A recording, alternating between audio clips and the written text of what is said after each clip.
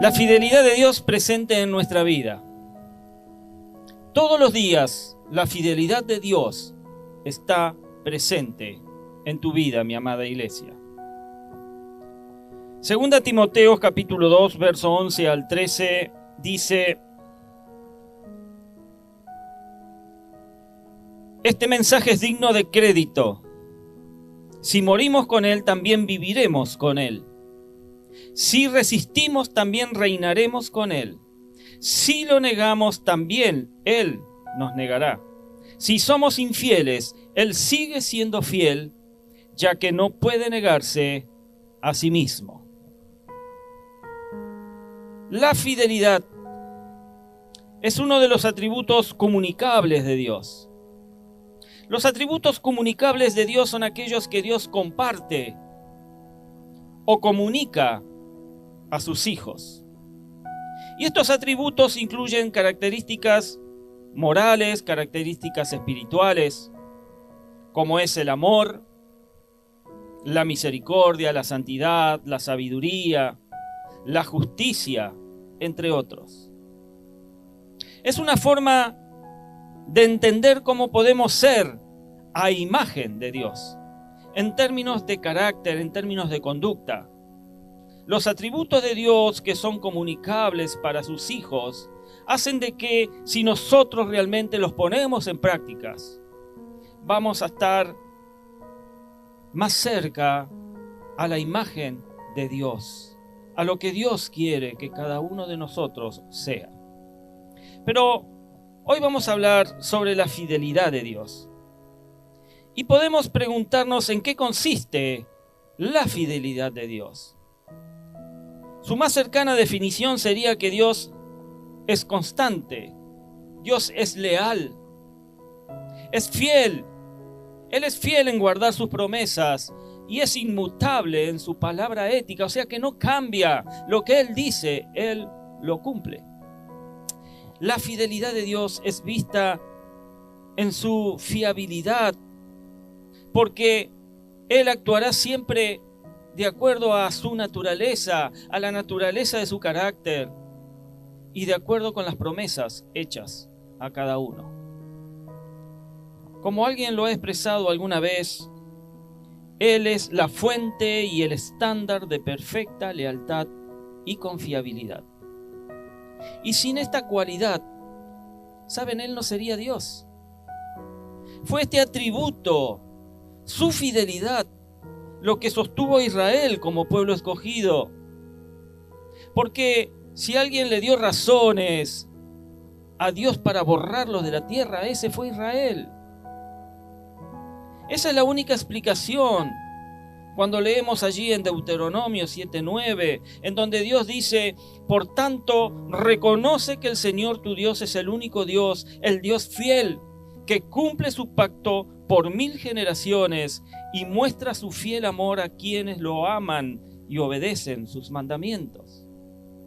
Y es Jeremías quien nos habla de las razones de por qué no fueron consumidos. Allí en Lamentaciones, capítulo 3, versos 22 y 23, Jeremías escribe: por el gran amor del Señor, dice, no hemos sido consumidos, y su pasión jamás se agota. Cada mañana se renuevan sus bondades. Muy grande es su fidelidad. Pero la fidelidad de Dios no queda solamente en el Antiguo Testamento. La fidelidad de Dios sigue a través del Nuevo Testamento, confirmada en Jesucristo como el Dios que nunca cambia. Así lo expresa el libro de los Hebreos en el capítulo 13, verso 8, en donde dice: Jesucristo es el mismo ayer y hoy y por los siglos. Y de esta manera la fidelidad de Dios es aquello que sostiene nuestra confianza en todas sus seguras promesas. La fidelidad de Dios es permanente. ¿De qué manera deberíamos verla en nuestras vidas reflejada? Podemos verla cuando Dios cumple lo que Él promete, Y la Biblia dice al respecto: tu amor, Señor, llega hasta los cielos, tu fidelidad alcanza las nubes. Allí en el Salmo 36. La fidelidad de Dios es como el vestido con el cual luce su carácter. Qué distintos somos nosotros, que tenemos una facilidad natural, porque no siempre cumplimos lo prometido y pareciera hasta que justificamos nuestras infidelidades. ¿Cuántos de nosotros cumplimos todo lo que prometemos? ¿Hay alguien que puede levantar la mano? Claro que no. Tenemos esa facilidad que es natural de no siempre cumplir lo prometido. Pero Dios sí lo hace. Pero cuando Dios lo hace, Él hace la diferencia. Cuán grande, mis amados, y diferente es Dios. Porque la fidelidad de Él es ensalzada en términos de sus dimensiones ilimitadas. Por lo menos eso es lo que dice el texto de Lamentaciones 3:22. Por el gran amor del Señor no hemos sido consumidos, y su compasión jamás se agota. Hablando de esa belleza de fidelidad que tiene nuestro Dios, el salmista dice en el Salmo 36: Jehová, hasta los cielos llega tu misericordia, y tu fidelidad alcanza hasta las nubes. Y este atributo nos dice que si Dios decidió hacer algo, nada ni nadie podrá detenerlo. Esto mismo dice Daniel.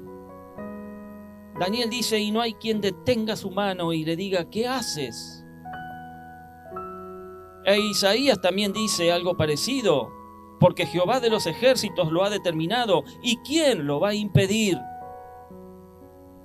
Jeremías nos recuerda a un Dios renovando todos los días sus misericordias y su fidelidad sobre nuestras vidas. Dios no tiene una comida recalentada para dárnosla al día siguiente. Muchos hacemos eso, ¿no? Hay algunas comidas que después de recalentadas saben mejor. La pizza, quizás el asado, ¿sí? ¿A quién le gusta la comida recalentada? Pero saben, esto no aplica para con Dios. ¿Por qué? Bueno, porque lo de Él es todo nuevo cada día. Él no repite sus misericordias sobre tu vida. Él no te da una comida recalentada. Él te da siempre comida nueva. Amén. Él lo hace porque Él es fiel. Simplemente por eso. Lo hace porque Él es fiel.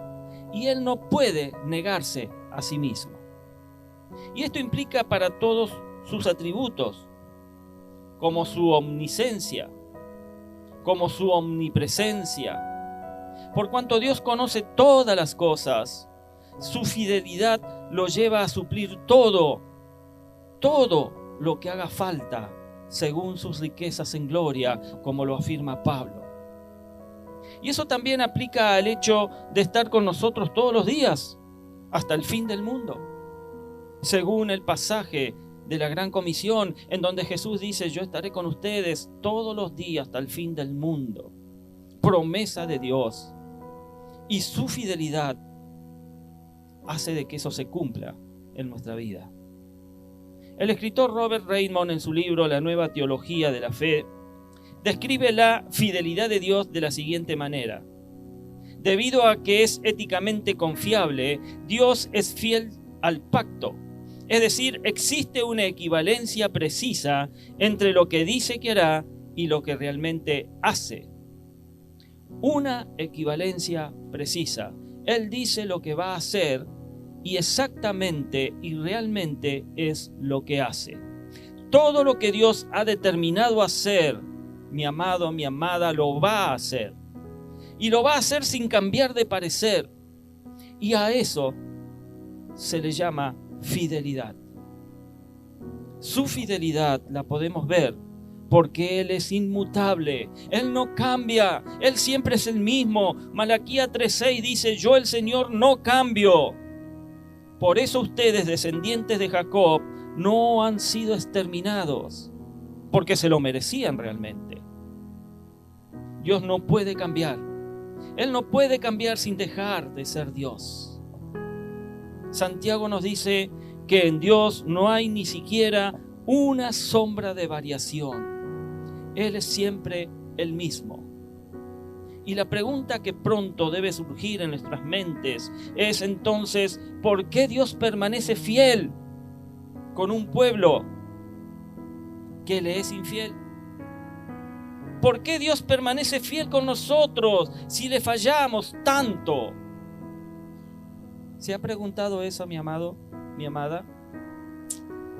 Y sabes, la respuesta a esta pregunta es simple. Porque Dios es fiel a sus promesas. Él se ha comprometido a sí mismo con su carácter de perdonarnos, de ayudarnos hasta llevarnos a su propio cielo. Ese es su compromiso y Él es fiel a eso. Claro que eso no significa que nosotros podemos hacer lo que se nos antoja y seguir siendo desobedientes, seguir siendo pecadores, seguir andando en un camino que quizás a veces no es conveniente. Pero a pesar de todo eso, Él se ha comprometido a sí mismo a perdonarnos, a ayudarnos, hasta llevarnos junto a Él el día de mañana. Y la verdad de Malaquías 6:3 es que por cuanto Dios no cambia, por esa razón no hemos sido consumidos. En el libro de Oseas 11, una de las preguntas hechas por Dios y escritas por el profeta dice: ¿cómo podré abandonarte, oh Efraín? ¿Te entregaré yo a Israel? No ejecutaré el ardor de mi ira, ni volveré para destruir a Efraín, porque Dios soy y no hombre. Él no cambia. Él lo que decide, lo cumple, lo hace. Todo lo que Dios hace, lo hace desde su propio ser interno. Nadie le da algún consejo para hacer algo distinto. Dios ha sido fiel desde el principio, mis amados.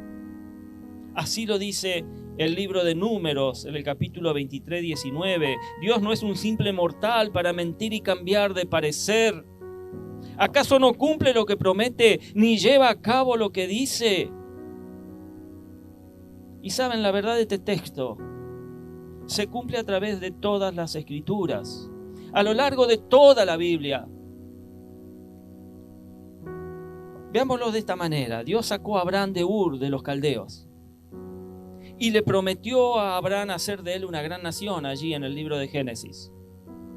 Abraham y Sara eran ancianos en ese momento, 100 y 90 años. Cuando Dios les da la promesa de que van a tener un hijo y por medio de quien vendría, Él haría una gran nación. Y esa promesa siguió a través de Jacob y fue a través de sus hijos como se cumpliría esa promesa cuando descendieron a Egipto. 400 años después, Israel fue una gran nación. Y para cuando se dio el éxodo, la libertad de la esclavitud allí en Egipto, se habla de una nación compuesta por alrededor de 2 millones de personas. Comenzó con Abraham, con Sara y un hijo. Luego vemos cómo la fidelidad de Dios se hizo presente en el liderazgo de Moisés, se hizo presente en el liderazgo de Josué, hasta verlas cumplidas de acuerdo con lo que dice Josué allí en el capítulo 21, verso 45, que dice: y ni una sola de las buenas promesas del Señor a favor de Israel dejó de cumplirse, sino que cada una se cumplió al pie de la letra. Y la promesa siguió a través de los jueces, la promesa siguió a través de los reyes y después los profetas. Y fue Isaías, el más grande de los profetas mesiánicos, quien habló de un Salvador en la persona del Mesías venidero, de Jesucristo, tanto en su llegada como en su muerte. Y esa promesa ya cumplida nos fue confirmada por el Padre al entregarle al Hijo todo el poder, todo el dominio, a estar completos en Él. Pablo en Colosenses escribe: porque toda la plenitud de la divinidad habita en forma corporal en Cristo, y en Él, que es la cabeza de todo, poder y autoridad, ustedes han recibido esa plenitud. Lo que Dios prometió a un hombre se cumple hoy en cada uno de nosotros. Él no cambia, Él es fiel. Y podemos preguntar, ¿cuál fue la primera infidelidad del pueblo de Israel después de la libertad? En Éxodo capítulo 32, allí en 14 versículos, se relata cuando el pueblo pide hacer un becerro de oro. Este podemos decir que es uno de los pasajes más insólitos del Antiguo Testamento, porque Israel había visto una de las hazañas más gloriosas de Dios. Había visto cómo Dios había vencido a los dioses, había vencido la vida del faraón.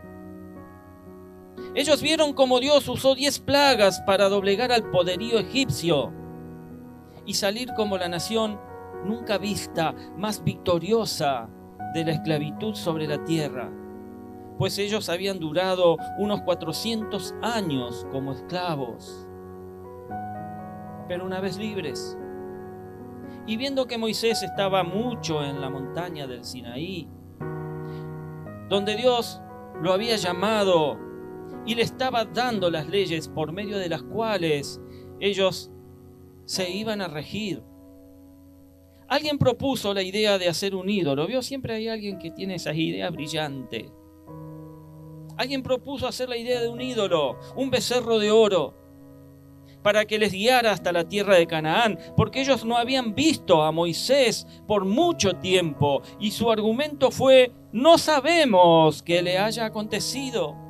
El texto de Éxodo 32:1 dice: al ver los israelitas que Moisés tardaba en bajar del monte, fueron a reunirse con Aarón y le dijeron: tienes que hacernos dioses que marchen al frente de nosotros, porque a ese Moisés que nos sacó de Egipto no sabemos qué pudo haberle pasado.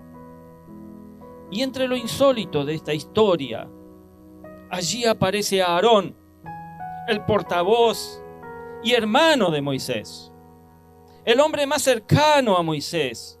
Él fue quien vio de cerca el poder de Dios descender, porque fue a través de la autoridad y a través de su vara como Dios obraba en medio de ellos.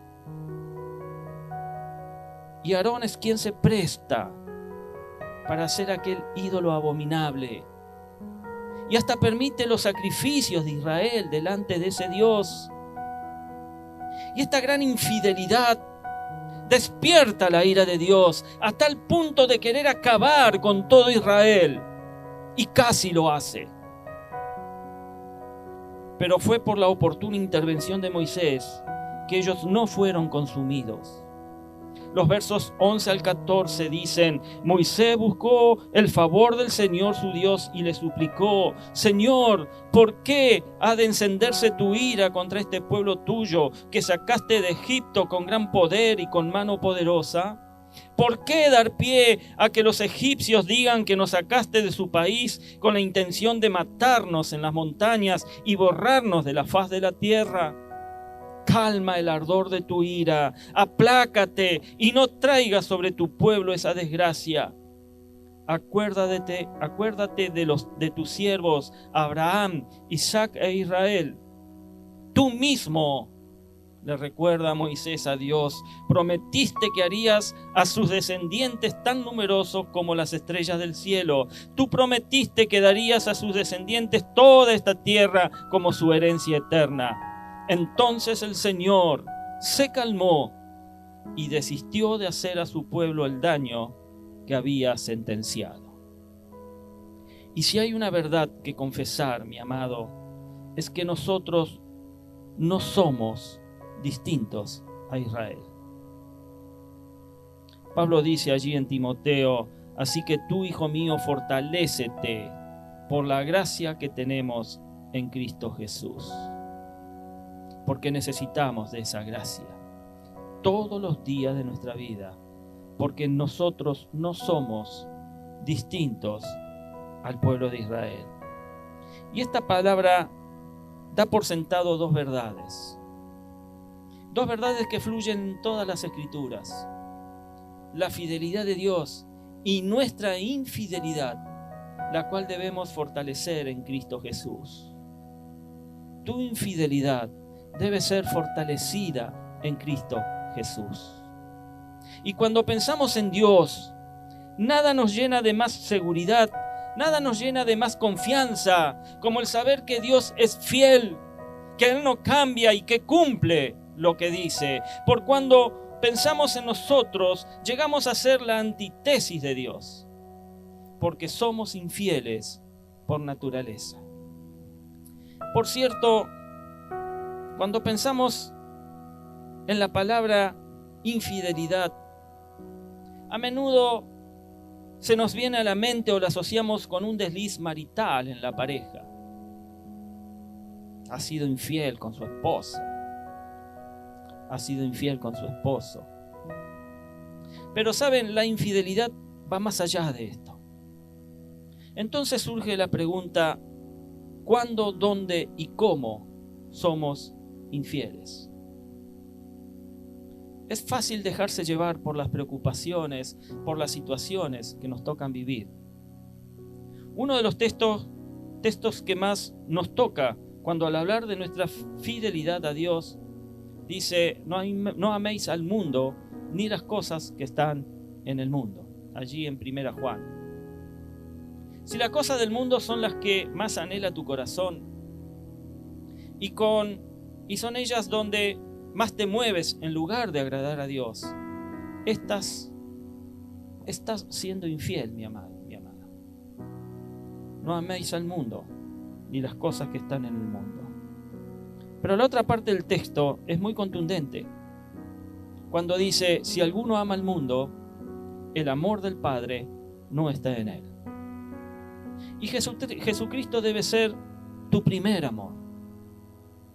Pero si amas más al mundo que a Él, entonces eres infiel. También eres infiel cuando dejas de congregarte. Eres infiel en el uso de tus dones y talentos y en tu lealtad para sostenerlos. Verdaderamente deseo, mi amada iglesia, que Dios te ayude para no serle infiel. Porque podés ser fiel, aunque seas rechazado. Y José es el mejor ejemplo de esto. En Génesis 39, verso 21, dice: el Señor estaba con él y no dejó de mostrarle su amor. Hizo que se ganara la confianza del guardia de la cárcel, el cual puso a José a cargo de todos los prisioneros y de todo lo que allí se hacía. Como el Señor estaba con José y hacía prosperar todo lo que él hacía, el guardia de la cárcel no se preocupaba de nada de lo que dejaba en sus manos. Jacob tuvo 12 hijos y casi todos fueron infieles. Sin embargo, José llenó su vida con total fidelidad. Fue fiel hablándole a su padre del mal comportamiento de sus hermanos. José fue fiel cuando fue vendido por ellos a Potifar, pues no se rebeló contra esto. Fue fiel en toda la casa de Potifar, cuando él lo tuvo todo como su mayordomo, y cuando su esposa quiso seducirlo, dejando en sus manos la ropa. José fue fiel cuando estuvo preso en la cárcel, hasta el punto de ser puesto como director de la cárcel.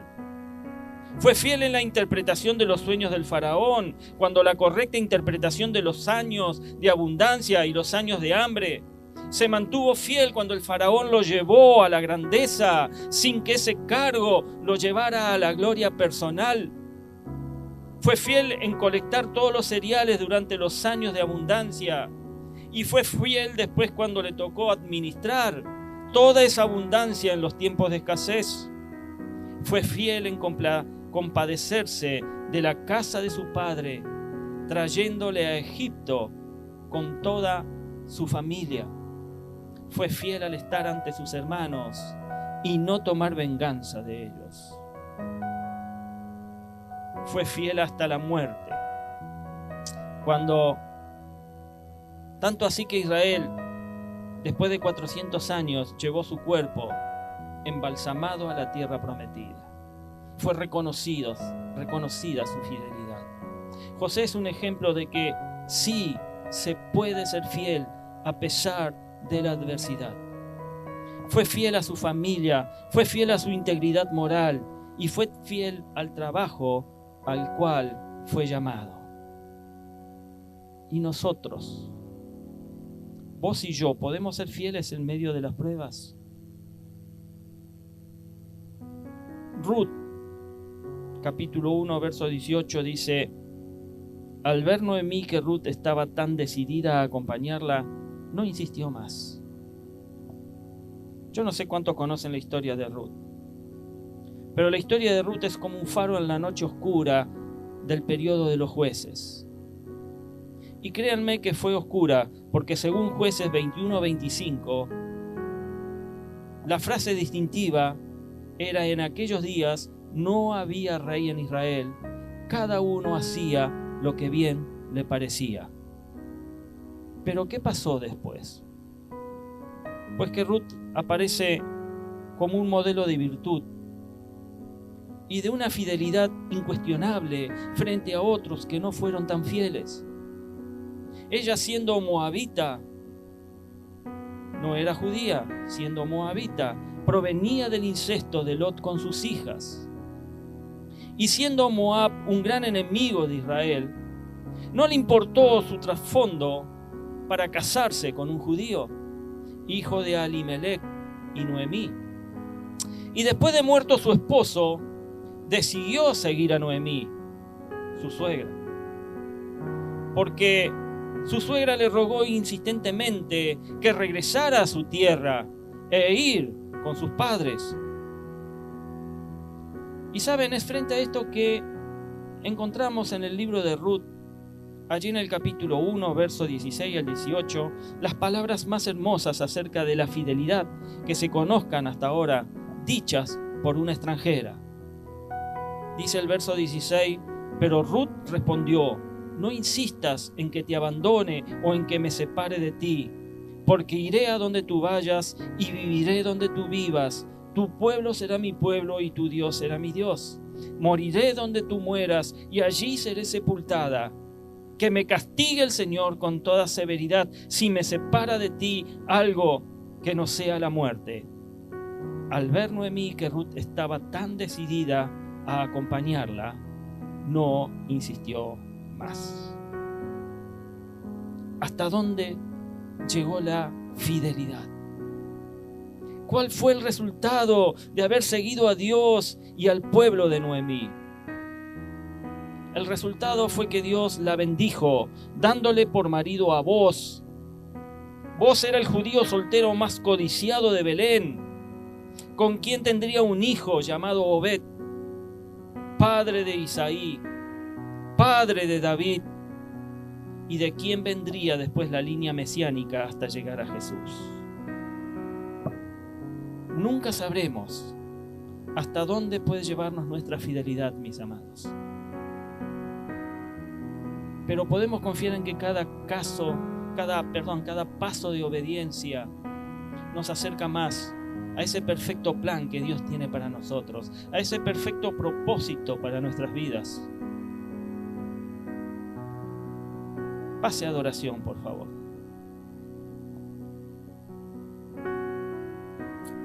Veamos juntos el texto con el que inicié este mensaje. Allí en 2 Timoteo, capítulo 2, verso 11 al 13. Lo vamos a leer de la versión Reina Valera. El verso 11 dice: palabra fiel es esta: si somos muertos con Él, también viviremos con Él. Si sufrimos, también reinaremos con Él. Si le negáramos, Él también nos negará. Si fuéremos infieles, Él permanece fiel. Él no puede negarse a sí mismo. Hay 4 sí en este texto. Y en todos vemos la permanencia de la fidelidad de Dios. Dios es fiel al decirnos que al final viviremos con Él. Dios es fiel al decirnos que al final reinaremos con Él. Pero vea esta advertencia, mi amado, mi amada. Dios también será fiel en negarnos si nosotros también le negamos. Pero ahora veo el cuarto sí. El cuarto sí dice: si fuéramos infieles, y que lo somos, Él permanece fiel. ¿Y cuál es la razón de su fidelidad? Pues la razón es porque Él no puede negarse a sí mismo. La fidelidad es un atributo absoluto de Dios, mientras que la fidelidad nuestra es frágil y es relativa. Somos fieles cuando nos conviene, y cuando nos damos cuenta, nuestra infidelidad brota, surge. Sin embargo, el llamado de este texto no es a considerar nuestra infidelidad como una opción permanente, sino por cuanto la fidelidad de Dios es permanente. Él es permanente. Nuestro deseo debiera ser no deshonrar su fidelidad. ¿No nos parece extraño que Dios les dijera a los 2 siervos de la parábola de los talentos: ven, buen siervo y fiel, sobre poco has sido fiel, sobre mucho te pondré? Así obra nuestro Dios. Así obra Dios en nuestras vidas, mis amados. Cuando somos fieles hasta la muerte, aunque sea en lo poco, Él nos tiene preparada la corona de vida.